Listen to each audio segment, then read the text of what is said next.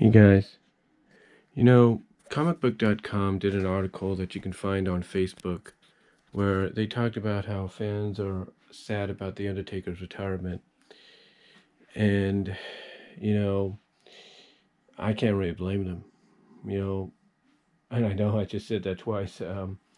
But here's the thing, I can understand why fans are upset, why they're sad. For someone like me, someone like Jeff Siegel, the Shleg Daddy at OTRS Central, someone like Solomonster sounds off, Jason Solomon, you know, JD from NY206, Jeff Meacham, Aaron Rift of No DQ, Don Tony, Kevin Castle, Greg Morgan, good mic work. You know, since 1990, we all grew up on The Undertaker. From his first debut at Survivor Series that year to this very day, we grew up on him. He was a part of our lives. He was a major part of our lives as wrestling fans. I mean, the fact that I got to see him in person in Kansas City one time, even though he was under his big evil / American badass persona, the opportunity to see The Undertaker was just amazing for me. And it's a memory I'll never forget. It's a memory I'll never forget. Um, but again, I can understand why they feel this way. Because for some fans, they didn't grow up on Taker until about maybe the mid to late 90s, like from the New Generation to the, Attitude Era to Ruthless Aggression. They didn't grow up on the guy until around that time frame.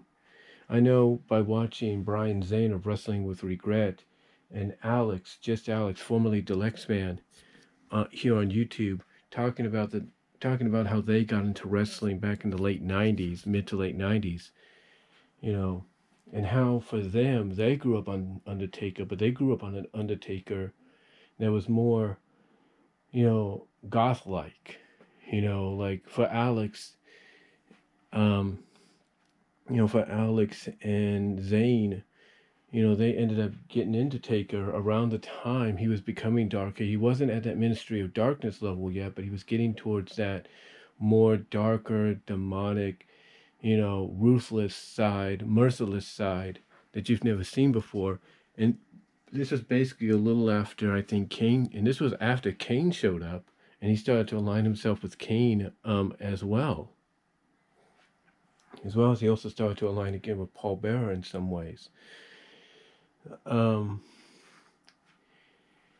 yeah, it was just, for them, even at that stage, for 20 years, 22 years, they grew up on Taker, being only 8 years short of, like I said, the rest of us. People like I said, people like me and Jeff and Greg and Jason and Don and Kevin and Jeff Meacham, that is, Aaron Rift, Greg, all of us that I just talked about, JD from NY, a lot of us grew up on Taker from the moment he showed up. And even though some of us, like myself, didn't get to see much of him in the mid 90s because of the fact that some of us may have not gotten USA, the USA Network or anything, but the only way we could pay attention is through maybe, special syndicated broadcasts of Superstars and Wrestling Challenge and stuff like that, or the WWF magazine. Still we were able to follow his career. We were able to see what was going on. The point about all this, when you're hearing people do videos about this, is the fact that for a lot of us fans, it's not that we're sad that, as Vince McMahon once said about Freddie Blassie when he passed, that it's the last vestige of a bygone era that will never be, relived again, that will never be seen again, and that it will be forever missed. When he said that about Freddie Blassie, he said that because Freddie was the last vestige of that golden era of television when wrestling first got on television, and even before that when wrestling was on the radio and stuff. And when he passed, it was basically like he took a major part of that with him. The same with Mae Young, and the same with the Fabulous Moolah.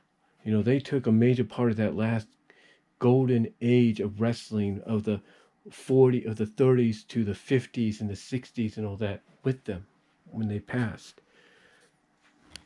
And for people like myself and Jeff Siegel and Greg Morgan and Jason Solomon and JD from NY206 and Jeff Meacham, Aaron Rift, Don Tony, Kevin Castle, this is our vestige of this is the last vestige for us of our bygone era that we grew up on, the Federation era.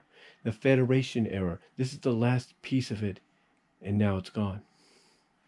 Now it's gone, and we have to rely on talents of a new generation, of the all-new generation, of the reality era, as they call it. We have to depend on ruthless aggression stars like a Randy Orton and a few others to carry the torch. And it's just, for a lot of us, it's just hard to imagine that come WrestleMania, there will be no Undertaker matches anymore. And now, for us, that grew up on him, that are still fans, it makes us wonder, who will WWE choose to be the new generation Taker? Like, there's no way, I'll put it this way, I'll say this just to save argument. I'm not saying they're going to try to remake Undertaker, no.